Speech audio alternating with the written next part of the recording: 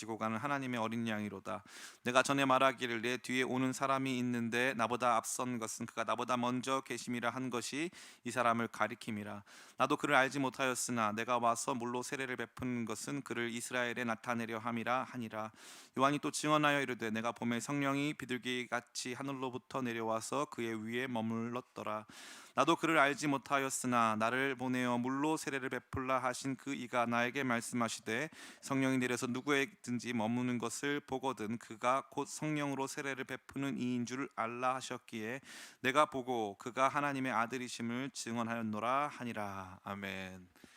예, 오늘은 이 만남에 대한 이야기를 함께 나누다가 제가 성경 본문도 놓치고 말았습니다. 어쨌건 한 목사님께서 저희 가정에 방문해 주셔서 안수기도 해주신 다음에 저에게 하나님이 찬양하는 사람이 되라고 말씀해 주셨던 그 만남, 그 만남이 오늘의 저를 이곳에 있게 하지 않았는가 하는 생각을 하게 합니다.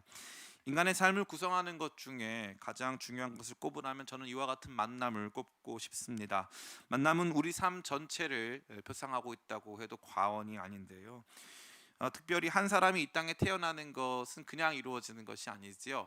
두 사람의 만남이 있어서 한 사람이 태어나게 됩니다.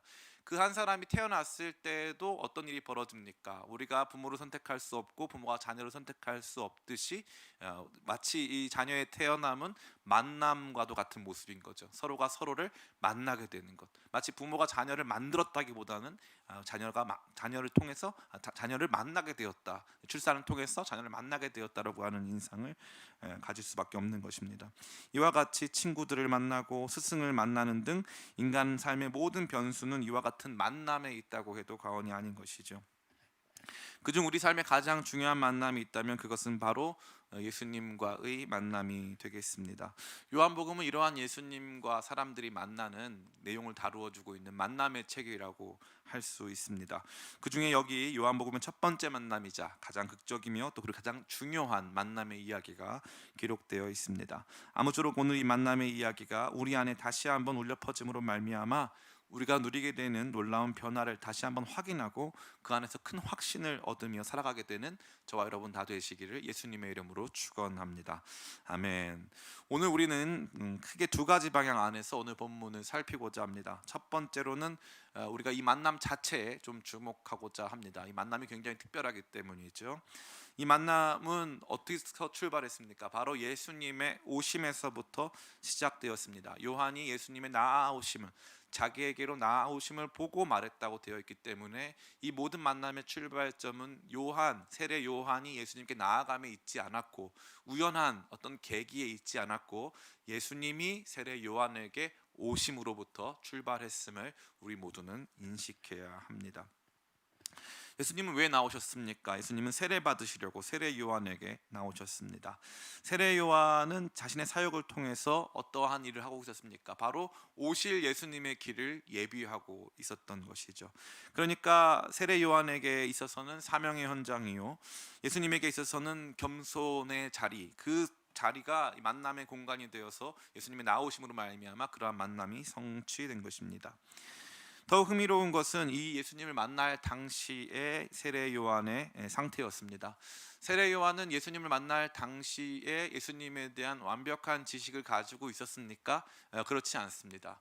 예수님의 몽타주를 갖고 있지도 않았고요, 독특한 사인을 가지고 있지도 않았습니다.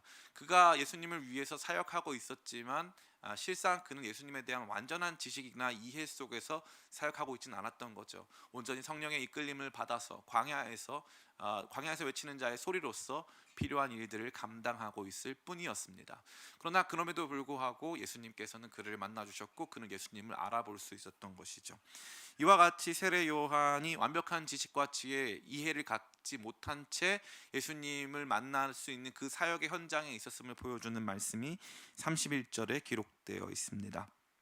제가 읽어드리겠습니다. 나도 그를 알지 못하였으나 내가 와서 물로 세례를 베푸는 그것은 그를 이스라엘에 나타내려 함이라 하니라. 아멘. 35절에 33절에도 말하고 있죠. 나도 그를 알지 못하였으나 나를 보내어 물로 세례를 베풀라 하신 그 이가 나에게 말씀하시되 성령이 내려서 누구 위에든지 머무는 것을 보거든 그가 곧 성령으로 세례를 베푸는 이인 줄 알라 하셨기에. 아멘. 이 두 부분에 걸쳐서 나도 그를 알지 못하였으나, 나도 그를 알지 못하였으나가 반복되어 있는 것을 우리가 보게 되는 것입니다. 이것은 우리에게 엄청난 메시지를 주는 것이 아닐 수 없습니다. 예수님을 만나고 그분을 알게 되어지는 것이 완벽한 지식과 완벽한 이해 속에서 이루어지는 것이 아니라는 것이죠. 도리어 그저 다만 자신에게 보내어진 삶의 자리에서 맡겨진 일들을 감당할 때, 사명의 현장에서 예수님을 위해서 일하기 시작할 때 주님의 찾아오심을 경험한다라는 것입니다. 그러니까 우리가 다 준비되어지고 성경 말씀 다 알고 모르는 게 하나 없을 때 주님을 만난다는 것이 아니죠. 40일 금식 기도를 한 후에야 비로소 주님을 만나는 것이 아니라는 것입니다. 정작 우리 자신이 준비되지 않았음에도 불구하고 우리에게 주어진 삶의 자리에서 그저 주님께서 원하시는 그 일들을 감당하고 있을 그때 하나님께서 우리를 만나 주신다라는 것을 우리가 분명히 알 수 있는 것입니다. 저에게는 굉장히 친한 우리 다른 타 교단의 목사님이 계세요. 감리교 목사님이신데 아주 신대원 들어가는데 어려움을 겪으셔가지고 오랫동안 힘들어하셨습니다. 그러다가 어느 날 이제 또 떨어진 거예요. 그래서 저한테 전화를 한 거죠. 자기 떨어졌으니까 기분이 이상하다, 꿀꿀하다. 그러니까 다 자기랑 만나달라. 또 이렇게 영화라도 한 편 같이 봐달라. 그렇게 우리 목사님이, 지금 목사님이지만 그 당시에는 삐딱한 신학생이 저한테 요청을 했습니다. 제가 그때 물론 만나줄 수도 있었지만 한편으로 귀찮기도 했고, 그래서 야, 너 주의 종 될 사람이 나랑 씨름하지 말고, 나랑 그 문제 해결하지 말고 하나님께 나가서 그 문제 해결했으면 좋겠다. 가서 하나님 앞에 나가서 기도라도 한번 해봐라 라고 제가 이제 기도원을 한번 올라갈 것을 제가 조언을 주었습니다. 그때 그랬더니 이 목사님이 기분이 굉장히 상해가지고 전화를 팍 끊더라고요. 자기는 지금 몇 번에 걸쳐서 신대원이 떨어졌는데 친한 형이라고 이렇게 뭐 위로해 줄 줄 알았는데 위로는커녕 뭐 그냥 가서 기도원이나 올라가라 했더니 이 마음이 상한 거예요. 그러고 나서 잠시 있다가 보니까 아무리 이 화가 좀 풀리면서 아무리 그래도 한번 그 말대로 한번 해봐야 되겠다라는 생각을 했다는 거예요. 그러다가 이제 기도원 가려고 차에 타서 운전을 해서 기도원에 가는데 경춘 가도를 지나고 있을 때쯤 그때 하나님께서 그를 만나 주셨다는 거죠. 그래서 차를 한쪽에 세워놓고 엉엉 울면서 기도하고 지금은 목사님 되어 있어요. 가만히 생각해 보면은 기도 마칠 때쯤 만나주시면 얼마나 좋아요. 40일 정도 기도하고 뭔가 자격이 갖추어지고 뭔가 이해가 충분해지고 성경을 몇 독 한 다음에 만나주시면 참 좋을 텐데, 아직 준비되지 않았음에도 불구하고, 아직 온전히 알거나 이해하지 못했음에도 불구하고 주님을 향해서 내디딘 작은 한 발자국, 작은 그 삶의 자리에서 주님께서 만나주신다는 거죠. 세례 요한 역시도 그러한 만남을 체험한 것입니다. 완전한 이해나 완전한 지식 속에서가 아닌 불완전한 지식, 불완전한 이해에도 불구하고 주께서 그에게 맡겨주신 사명의 자리에 서서 그저 그 일들을 감당하고 있을 때에 예수님께서 오늘 이 세례 요한을 만나 주셨다는 것입니다. 이 같은 만남은 그야말로 세례 요한 자신의 삶을 완성하는 만남이었습니다. 그래서 그는 무엇이라고 합니까? 31절입니다. 나도 그를 알지 못하였으나 내가 와서 물로 세례를 베푸는 것은 그를 이스라엘에 나타내려 함이라 하니라. 아멘. 저는 이 말씀이 참 좋아요. 나도 그를 알지 못하였으나 내가 하는 일은 그를 나타내고자 함이었다라는 거죠.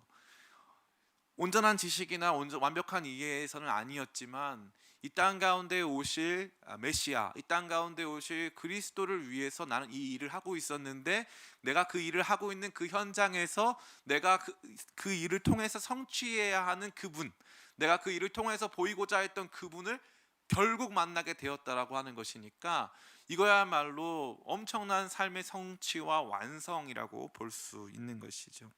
그러니까 자신의 모든 삶과 사역이 이제 완성되었다는 것입니다. 이 만남이 그의 인생을 완성하고 이 만남이 그 자신의 삶의 목적을 성취하게 된 것입니다. 저는 감히 우리 모든 성도님들에게 이 만남에 대한 열정과 사모함이 새로워지기를 간절히 원하고, 행여 한번 만나셨던 분이라 할지라도 다시 그 열정이 새로워지시기를 간절히 축원하는 것입니다. 이 만남이야말로 우리의 삶을 완성하는 것이죠. 내가 왜 이러한 가정에서 태어나서 이렇게 살게 됐고 이러한 여정을 거쳐서 여기에 남아서 이러한 사역을 하고 있는가를 성취하고 완성하는 것은 뭐 목사님이 잘했다고 칭찬해 주거나 뭐 교회가 성장하고 부흥해서가 결코 아니라는 것이죠. 도리어 예수님을 만날 때 내 삶의 의미들이 성취되어지고 내 삶의 모든 이 블럭과도 같은 조각과도 같은 모든 것들이 완성되어지는 것을 경험할 수 있다는 것입니다. 세례 요한은 자기의 삶의 자리, 사역의 현장에서 예수님을 만남으로써 자기의 인생의 완성, 자기 사명의 완성을 경험하게 된 것이죠.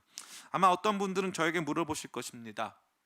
목사님, 예수님 만나는 거 한 번 만나는 거 아닌가요? 예수님을 이렇게 드라마틱하게 만나고 예수님을 통해서 엄청난 삶의 완성과 이 사역의 완성을 경험하는 것은 단회적인 것이 아닌가라는 질문이 있을 수 있다는 것이죠. 그거에 대한 저의 대답은 아닙니다라는 것입니다. 모든 것에는 처음이 있듯이 처음 만나는 것은 당연합니다. 그러나 이러한 만남이 한 번만 주어지는 것은 결코 아닌 것이죠. 무엇을 통해 알 수 있습니까? 요한복음 21장에서는 갈릴리 호수로 떠나와서 밤새 물고기 잡다가 실패한 베드로의 이야기가 등장합니다. 베드로는 요한복음 20장에서 이미 부활하신 예수님을 만났는데 21장에 보니까 갈릴리 호숫가에 나와 있어요. 나는 물고기 잡으러 가노라 해서 자기가 원래 있던 그곳으로 돌아간 거죠. 그러니까 믿음이 떨어져서 원래 있던 곳으로 돌아간 것입니다. 그때 예수님 어떻게 하십니까? 예수님 찾아오시죠. 예수님 찾아오셔서 베드로 만나 주시죠. 그때 예수님께서 뭐라고 말씀하세요? 요한의 아들 시몬아, 내가 나를 사랑하느냐라고 물어보시죠. 이 요한의 아들 시몬아는 성경 전체에서 딱 두 군데에서만 등장합니다. 언제와 언제일까요? 예수님이 베드로를 처음 만나셨을 때 불렀던 이름이 요한의 아들 시몬아고요. 그 다음에 등장하는 부분이 예수님이 다시 이 베드로에게 사명을 허락하실 때 요한의 아들 시몬아라고 부르시는 거예요. 저는 이 말씀이 너무너무 좋습니다. 처음 만났던 그 음성으로 처음 불렀던 그 이름을 불러주시면서 다시 사명의 현장으로 나갈 수 있는 만남으로 만나주셨다는 것이죠. 그러니까 예수님을 만나는 것은 단회적으로 이루어지는 것은 아닙니다. 극적이고 중요하고 아주 흥분된 모습으로 처음 만날 수 있지만 그러한 모습으로 다시 만날 수 있다는 거예요. 그러니까 이 만남이 우리의 삶을 완성하고 우리가 왜 여기에 있는가를 알지 못하고 충분한 지식과 이해가 없다 할지라도 그 만남으로 말미암아 모든 것이 성취될 수 있는데 그것은 단회적으로 주어지는 것이 아니라 다시 한번 또 다회적으로 주어지는 것임을 우리가 생각해 볼 때 우리가 이 만남을 다시 한번 소망하고 사모할 수 있게 된다는 것입니다. 저는 그러기에 여러분 모두가 이러한 만남을 사모하게 되시기를, 그래서 이 예배를 통해서 올 한 해 동안 우리 삶의 자리에서 참 어려운 과정에서 우리가 예수님을 섬기며 그분의 교회 안에 머물러 있는 모든 시간들 속에서 예수님을 다시 한번 만나기를 소망하고 그것을 추구하고 기다리는 저와 여러분 다 되기를 간절히 원합니다. 자, 그렇다면 두 번째로 우리가 본문에서 바라봐야 할 것은 무엇입니까? 그것은 바로 세례 요한의 증언입니다. 그렇게 예수님을 만난 세례 요한이 예수님을 어떻게 증언하고 있는가가 아주 중요한 내용이 될 수 있는 것입니다. 첫 번째로 세례 요한은 예수님을 세상 죄를 지고 가는 하나님의 어린 양이라고 증언해 주고 있습니다. 우리 29절 말씀을 같이 읽어보겠습니다. 29절입니다. 시작. 이튿날 요한이 예수께서 자기에게 하나님의 어린 양이로다. 아멘. 어린 양은 무엇입니까? 어린 양은 대표적인 속죄 제물이기에 우리는 세례 요한이 무슨 말을 하려는 것인지에 대해서 쉽게 그 맥락을 이해할 수 있습니다. 더 나아가 명시적으로 아예 세상 죄를 지고 가는 이라고 하는 수식어가 붙어 있기 때문에 죄와 관련된 내용임을 분명하게 말해주고 있다는 것이죠. 그러니까 예수님은 우리의 대속 제물로서 이 땅 가운데 오셨다는 것을 세례 요한이 성령의 감동 속에서 알게 되었다는 사실입니다. 이 부분에서 흥미로운 것이 하나 있는데 그것은 바로 세례 요한 자신의 사역이었습니다. 그의 사역은 사람들을 죄로부터 회개시키는 세례 사역이었죠. 그러니까 회개의 세례 사역이었어요. 죄인들에게 죄를 알게 하고 죄를 뉘우치고 돌이키게 하는 사역, 다시 말해 죄의 사역이었다는 거죠. 죄를 향한, 죄에서부터 우리를 구원하기 위한 사역이었다는 것입니다. 그러나 그 자신이 인정하는 바와 같이 그의 사역은 물로 사람을 씻는 것이었는데 그 물로 사람의 몸을 씻는 것은 그 자체로 우리를 죄에서 구원할 수 없는 것이었습니다. 물로 사람의 몸을 씻는 것은 우리가 씻겨져야 하는 존재임을 고백하는 동시에 그 씻음을 통해서 우리가 새로운 결단, 새로운 삶으로 나아갈 수 있는 작은 토대를 제시하는 것 혹은 상징하는 것에 불과했다라는 것이죠. 더더욱 근본적으로 죄를 씻을 수 있는 무언가가 필요하다는 것을 세례 요한 자신도 알고 있었고, 그러한 가운데 예수님께서 나오셨을 때 예수님이야말로 세상 모든 죄의 문제를 해결하는 하나님의 대속 제물이 되셨다는 사실을 발견했다는 것입니다. 이것이 그의 첫 번째 가장 중요한 질문이고, 우리 다음 주에 살펴보겠지만 그 뒤에도 연이어서 또 등장하는 아주 중요한 그의 증언이라고 할 수 있는 것입니다. 이것은 우리 모두에게 무엇을 보게 합니까? 바로 예수님의 존재, 예수님이 어떠한 분이신가를 보게 하는 거죠. 여러분에게 예수님은 어떠한 분이십니까? 지금 최근에 우리 코로나19로 말미암아 한국 교회 안에 여러 가지 치부들이 다 드러났어요. 굉장히 다양한 모습들로 다 드러났는데, 어떤 사람들에게 있어서 예수님은 선교적 강압을 이루어 가시는 분인 것만 같아요. 그러니까 그냥 막 압박해가지고 뭐라도 해내라라고 주입하시는 예수님의 모습을 보게 할 때가 있죠. 또 어떤 곳에서 예수님은 예배드려야 복 주는 분으로 예수님의 사역을 이해하거나 그분의 존재를 이해하려고 하는 교회들도 많이 있는 것 같아요.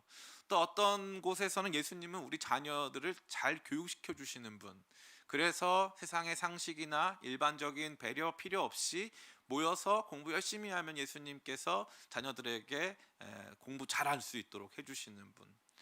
우리 모두가 예수님을 바라볼 때 다양한 각도에서 바라보죠. 특별히 어떤 사람은 이 질병에서부터 자유함을 얻은 분에게 있어서 예수님은 치료의 주님이시고, 무지에서부터 지식을 얻거나 지혜를 얻거나 삶의 철학을 발견한 분에게 있어서 예수님은 지식의 주님이십니다.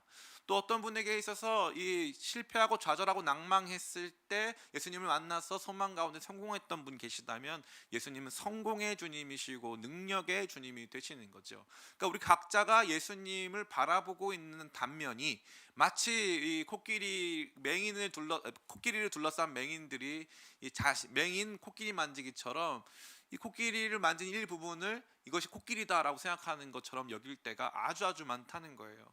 그래서 예수님은 이런 분이셔, 예수님이라면 이렇게 하셨어야지 라고 하는 자기들만의 신앙적인 전제, 신앙적인 선입견을 다 갖고 있다는 것이죠. 근데 이 말씀이야말로 우리의 모든 생각을 깨트려 부수는 것입니다.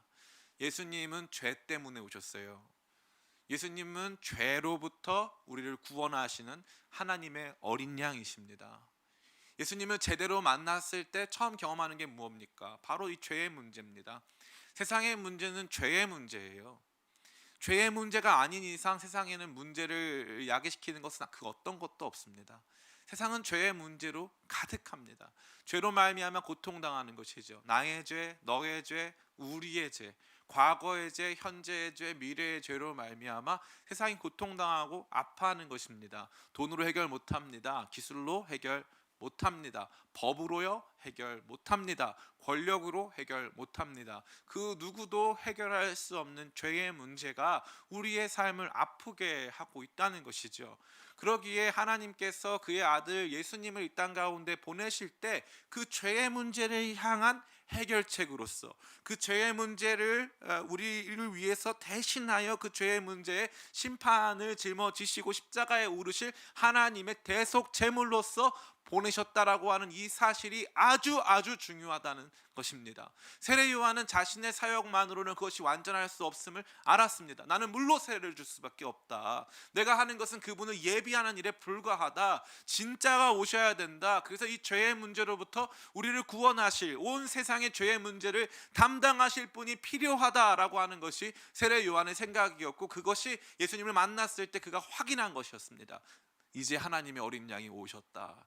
그렇기 때문에 그 예수님을 통해서 죄의 문제로부터의 해결, 죄의 문제로부터의 자유함이 임할 수 있음을 선포한 것입니다.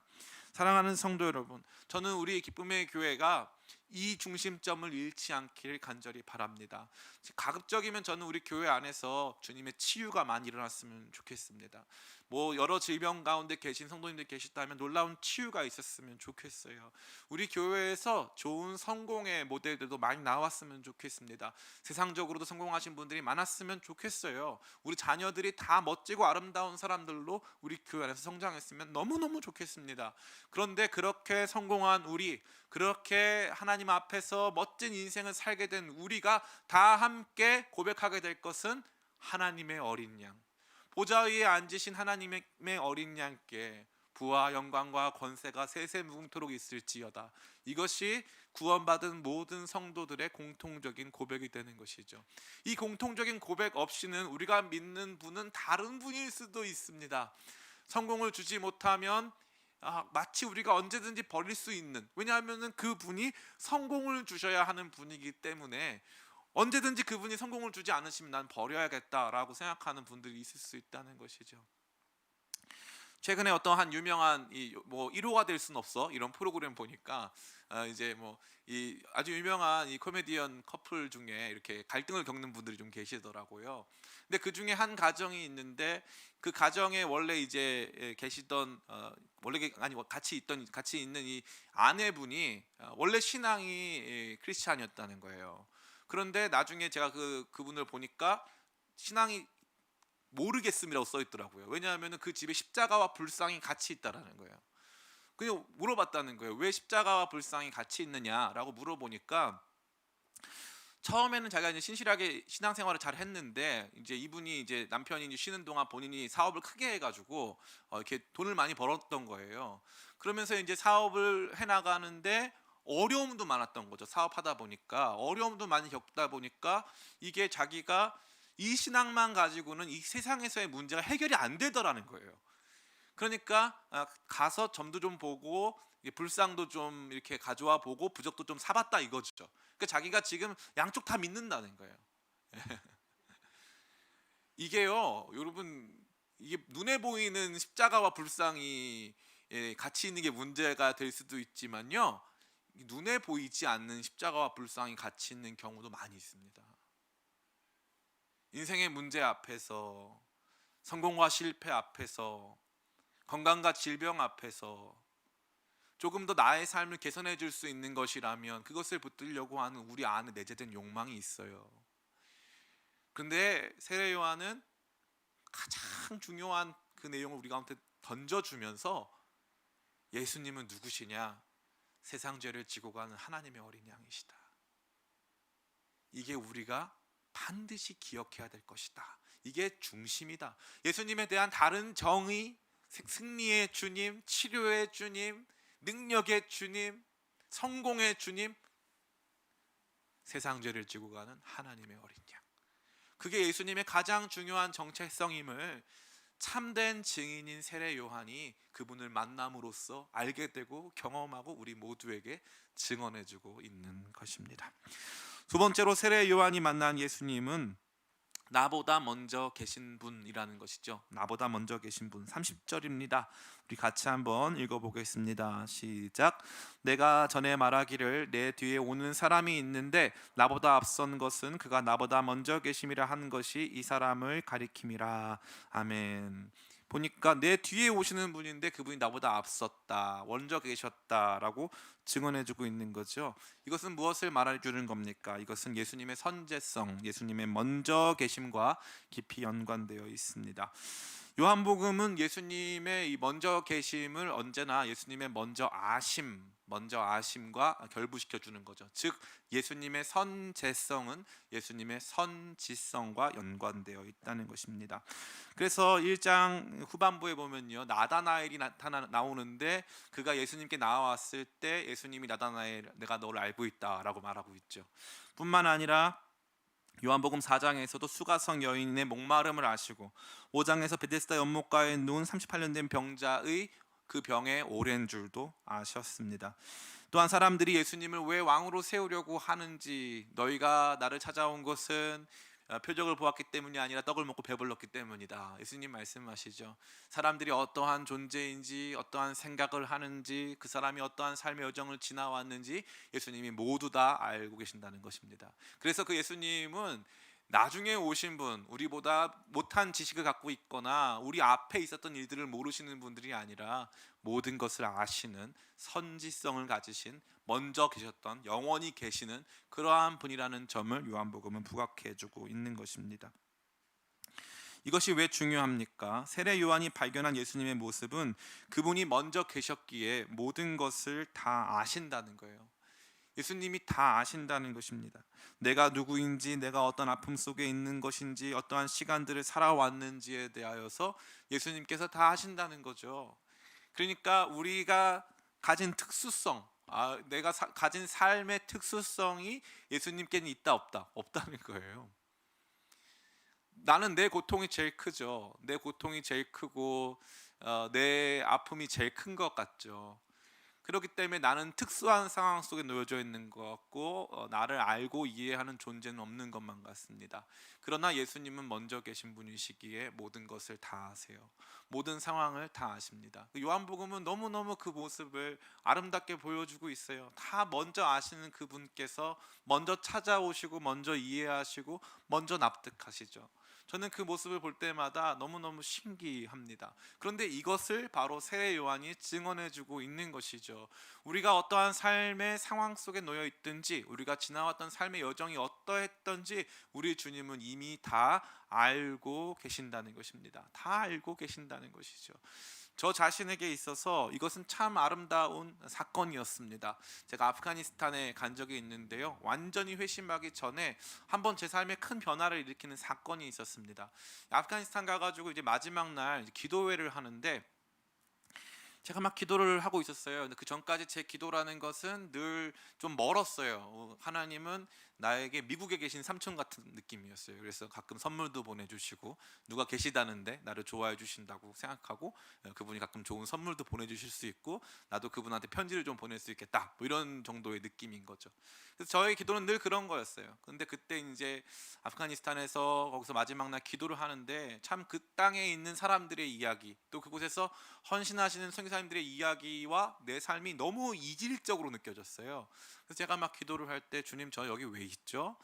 저는 어떤 삶을 살아온 거죠? 제 인생의 의미는 뭘까요? 뭐 이렇게 기도를 제가 했는데 그때 마치 제가 잠시 환상과도 같은 세계 속에 끌려가면서 저의 어린 시절부터 그 젊은 시간까지 살아온 모든 이야기가 주마등처럼 쫙 스쳐가더라고요. 그때 내가 너를 거기에 보낸 건, 그때 네가 그 사람을 만난 건, 그때 네가 이러한 사건이 있었지, 그거 다 내가 알고 있어. 그리고 내가 다 그거 계획한 거야. 그때 막 소름이 머리끝부터 발끝까지 쫙 돋으면서 내가 여기 존재하는 건 내 뜻대로 존재하는 것이 아니구나.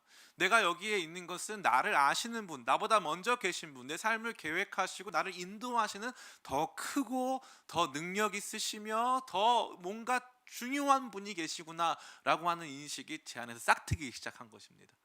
그때부터 달라지더라고요.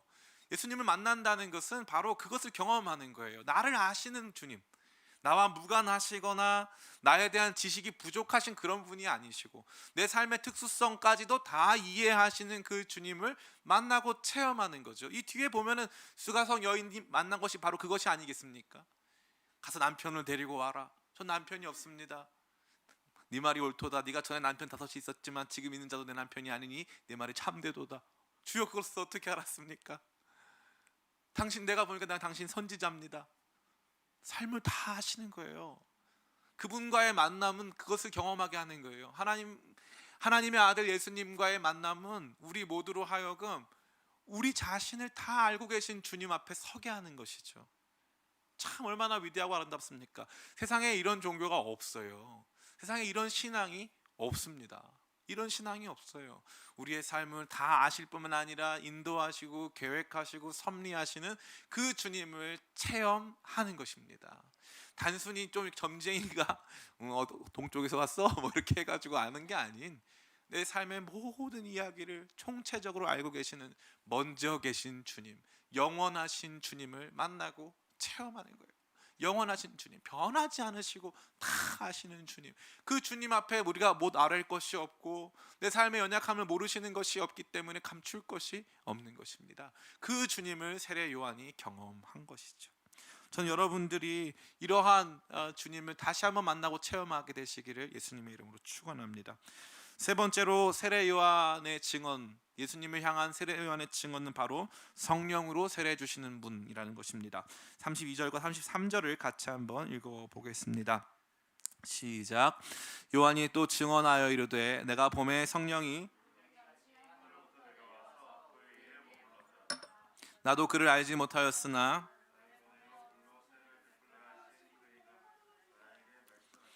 성령이 내려서 누구 위에든지 머무는 것을 보거든 그가 곧 성령으로 세례를 베푸는 이인 줄 알라 하셨기에. 아멘. 성령으로 세례를 베푸신다는 것은 예수님께서 우리 각자에게 해주시는 사역을 의미하는 것이죠. 그러니까 우리가 누리게 되는 구체적인 유익에 해당한다고 할 수 있습니다. 물로 주는 세례는 몸에다 받습니다. 앞서 설명드린 바와 같죠. 물론 그러한 의식을 통해서 마음으로 회개하려고 노력하지만 궁극적으로 물 세례는 일종의 표지에 불과한 것이고, 그 구체적인 내용, 다시 말해 이 물 세례가 표상하는 더 구체적인 죄 씻음의 역사는 바로 성령 세례입니다. 성령 세례는 성령으로 거듭나는 것을 의미하는 것이고, 물 세례가 한 번이듯이 성령 세례도 한 번입니다. 성령으로 말미암아 내 삶이 다른 존재가 된다는 것을 의미하는 거죠. 이러한 성령 세례는 우리를 존재적 변화로 인도하는 것입니다. 단순히 세상의 죄의 문제를 해결하고 우리에 대해서 아는 것을 넘어서서 예수님께서는 성령을 보내사 우리 각자가 새로운 존재가 되게 하신다는 것입니다. 참 놀랍죠. 예수님께서 해주시는 아주 중요한 역사가 성령 보내셔서 그 성령으로 하여금 우리가 거듭나게, 다시 태어나게 해주신다는 것이죠. 요한복음 3장에 보면 니고데모가 밤에 예수님께 나옵니다.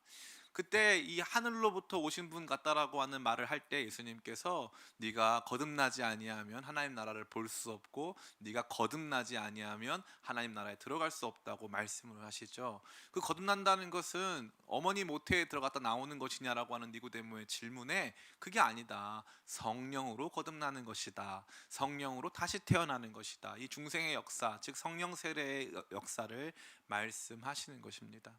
사랑하는 성도 여러분, 우리가 예수님 믿고 지금 이 안에서 신앙하고 예수님 안에서 우리가 영원한 소망을 발견하고 생명 가운데 거하는 위대한 역사의 출발점에는 바로 성령의 역사가 있었다는 거죠. 예수님은 그 성령의 역사를 우리 각자에게 부어 주신다는 것입니다.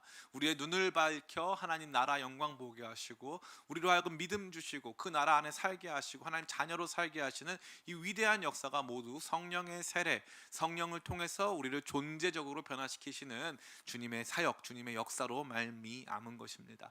저는 이것을 여러분께서 늘 고백하시기를 간절히 바랍니다. 이것은 물 세례와는 차원이 다릅니다. 존재적 변화, 사망에서 생명으로 옮겼느니라. 사망에서 생명으로 옮겼느니라. 저 자신이 믿음이 약할 때 이것을 잘 믿지 못했습니다. 사망에서 생명으로 옮겼다. 내가 어떻게 최선을 다해서 믿어보려고 해도 이것은 되어질 수 없었습니다. 그런데 놀라운 것은 제가 어떤 순간 성령께서 저를 만나주시고 제 안에 내주하시는 성령의 아름다운 역사로 말미암아 이것을 믿을 뿐만 아니라 그 이후에 내 안에 그 생명이 존재하는 것을 발견하는 순간들이 종종 찾아온다는 것이죠. 저는 여러분들이 이것을 경험했으면 좋겠어요. 제가 이 예가 바를지는 모르겠지만 저는 가끔 은혜를 많이 받습니다. 여러분, 생명을 의식하면서 살아가세요? 생명을 의식하면서 살아가는 사람이 몇 명이나 될까요? 아침에 눈 떴을 때 생명이 있어, 신기해, 손가락이 움직여, 발가락이 움직여, 밥을 먹고 있어, 호흡을 할 수 있어, 신기하다 신기하다. 이러한 생명을 인식하면서 살아가면 참 좋겠지만 대부분의 경우는 우리는 이 생명을 인식하지 못한 채 살아가죠. 생명을 인식하지 못한 채 살아갑니다. 그래서 우리가 하는 여러 가지 활동에 특별한 의미를 갖지 못한다는 것이죠. 제가 1월 초에 짧게 금식을 했습니다. 물론 더 길게 하려고 했지만 실패했습니다. 어렵더라고요. 짧게 이렇게 금식을 짧은 기간을 했어요. 짧은 기간 금식을 하면서 그 전까지는 이 먹는 행위가 또 늘 익숙하지 않습니까? 늘 익숙했는데 이게 계속 안 먹다 보니까 이게 중요한 행위였더라고요. 굉장히 많은 시간을 할애해야 했고 많은 관심을 기울여야 됐고 실제적으로 그 활동이 아주 제 삶을 활기차게 만들고 있었더라고요. 근데 그와 같이 먹고 그러고 나서 딱 식사를 했는데 밥이 너무 맛있어요. 많이 먹지도 않았습니다. 고구마 조금이랑 뭐 이렇게 동치미 국물을 먹었는데 너무너무 맛있어요. 막 살아나는 것 같아요. 너무 막 행복하고 생명을 느끼는 거죠. 이 영적 생명도 마찬가지입니다. 우리는 대부분의 경우에 영적 생명을 가지고 일상의 삶을 살아가요. 영적 생명이 죽지 않았습니다. 죽은 것 같아 보이지만 힘이 좀 없어 보이지만 완전히 죽진 않았습니다. 우리 가운데 주신 예수님의 생명이 있습니다. 그런데 마치 우리가 일상을 살아갈 때 우리 생명, 우리의 육적 생명을 잘 인식하지 못하는 것처럼 우리에게 주어진 영적 생명도 잘 인식하지 못한 채 살아가는 거예요. 그러다가 어느 날 정말 뜨거운 성령의 역사로 말미암아 말씀이 쫙 제 안에 퍼져나갈 때, 그 능력과 힘을 막 느끼기 시작할 때, 어느 찬송을 들었는데 그 찬송이 제 안에서 막 놀라운 울림으로 함께 나타나기 시작할 때, 누군가의 간증을 들었는데 그 안에 계신 성령께서 내 안에 계신 분과 같은 분이시기에 함께 그것이 하모니처럼 울려져서 그분 안에 있는 고백을 내가 아멘으로 받기 시작할 때, 말씀을 읽었는데 그 말씀이 깨달아지기 시작할 때, 기도를 했는데 주님께서 그 기도에 대해서 응답하실 뿐만 아니라 기도하고 있는 나에 대해서 갖고 있는 그분의 시선을 느끼기 시작할 때, 그제서야 비로소 내 안에 이미 존재했던 영적 생명을 다시 한번 경험하는 것이죠. 근데 확실한 건 무엇입니까? 이 영적 생명이 아예 없었던 것과 있었는데 경험하지 못했거나 있었는데 의식하지 못했던 것은 다르다는 문제죠. 다른 문제라는 것이죠. 정확하게 이것이 바로 그 문제를 말하고 있는 것입니다. 예수님께서는 성령으로 세례를 주십니다. 우리 모든 믿는 사람은 이미 성령으로 세례를 받은 것입니다. 다른 교단에서 혹은 다른 목사님들이 이 성령 세례를 특별한 하나님의 능력과 은혜로 해석하는 경향이 있는데 그렇지 않습니다. 이 성령으로 말미암는 세례, 성령으로 말미암는 거듭남의 역사는 중생과 같은 의미이고 이것은 한 회, 단회적으로 주어지는 것입니다. 그래서 우리로 하여금 성령으로 살게 하고 이 성령 가운데서 주님을 믿을 수 있도록 한다는 거죠. 그런데 놀라운 것은 우리가 육적 생명을 잘 느낄 수 없듯이 때때로 우리가 영적 생명을 깊이 인식하지 못하고 살아갈 때가 많이 있다는 것입니다. 저는 여러분들이 예수님께서 이와 같은 역사를 이미 행하셨음, 성령으로 세례 주심을 이미 행하셨음을 믿으시기를 간절히 축복합니다. 그래서 예수님을 경험하고 만나고 안다는 것은 내 안에 이 영적 생명이 있음, 내가 성령으로 세례 받았음을 확인하고 다시 한번 재발견하는 것입니다. 저는 여러분이 이와 같이 되기를 간절히 원합니다. 마지막으로 세례 요한은 예수님을 하나님의 아들로 증언해주고 있습니다. 우리 같이 오늘 본문의 마지막 절이죠. 같이 한번 읽어봤으면 좋겠습니다. 34절입니다. 같이 읽겠습니다. 시작.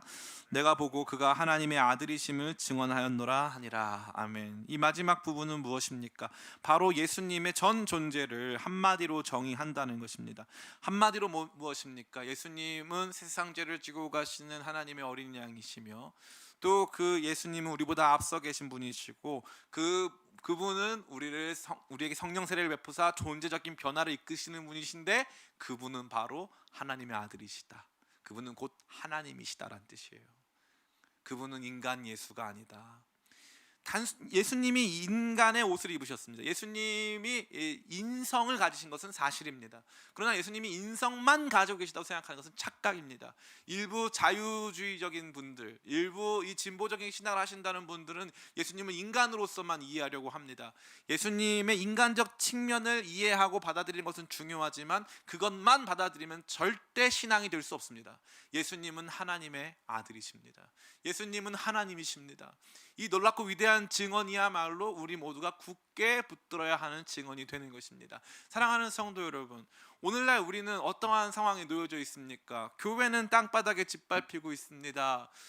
우리가 살아가는 시대 속에서 교회는 과거의 영광을 갖고 있지 못합니다. 그러면 가만히 생각해 보세요. 교회가 왜 과거의 영광을 갖고 있지 못할까요?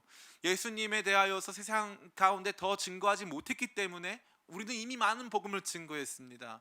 예수님에 대하여서 세상이 납득할 만한 언어로 더 편안하게 진술하지 못했기 때문에 우리는 충분히 편안한 언어로 예수님을 증언해 왔고, 여러 가지 문화적인 것들, 또 여러 가지 학술적인 내용들을 통해서 예수님을 증언하려고 힘쓰고 애써 왔습니다.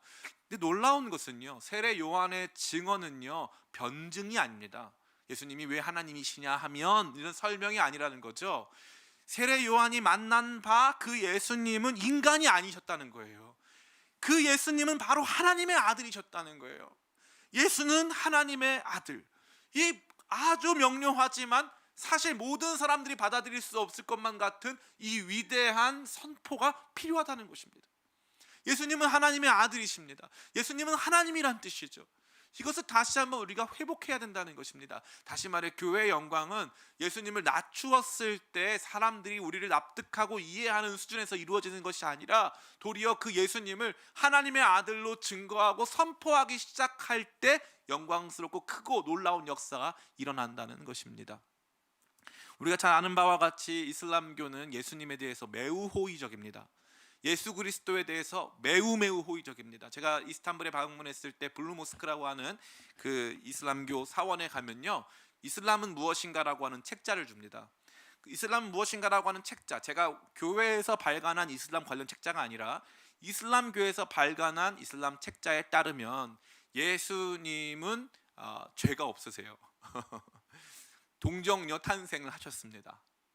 그 이슬람교가 말하는 거예요. 그리고 예수님은 재림도 하세요. 거기 보니까 신기하죠. 근데 그들이 믿지 않는 딱 한 가지가 있어요. 그게 뭔지 아세요? 예수님은 하나님의 아들이란 걸 안 믿어요. 그걸 안 믿습니다. 근데 요한은 어떻게 합니까? 세례 요한은 내가 그가 하나님의 아들임을 증언하였노라. 이것이 아마 시간이 가면 갈수록 역사의 이 큰 충돌 지점에서 아주 극명하게 드러날 문제가 될 것입니다.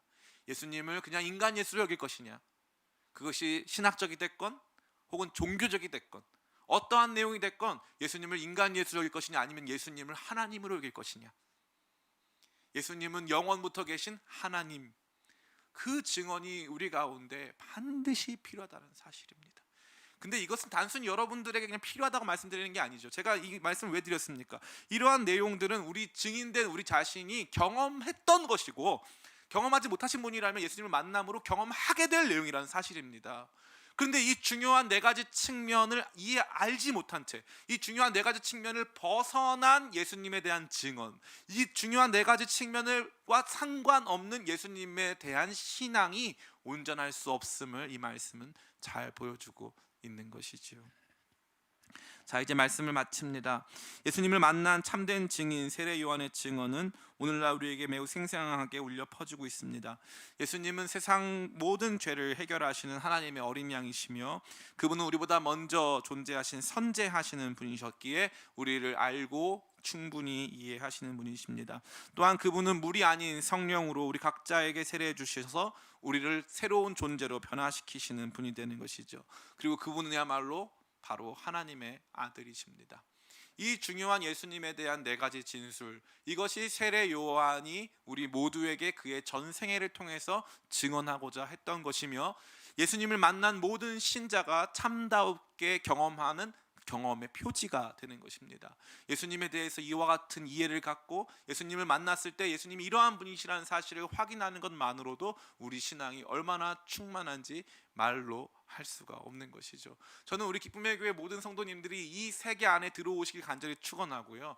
들어왔던 분들 많잖아요. 사실 이거 다 듣고 나서 아멘 맞아요, 나 그때 그랬어요 하신 분들 많잖아요. 그런 모든 분들이 다시 한번 주님과의 만남을 통해서 이러한 거룩한 고백, 이러한 거룩한 신앙의 간증을 회복하게 되시기를 예수님의 이름으로 축원합니다. 아멘. 제가 기도하겠습니다.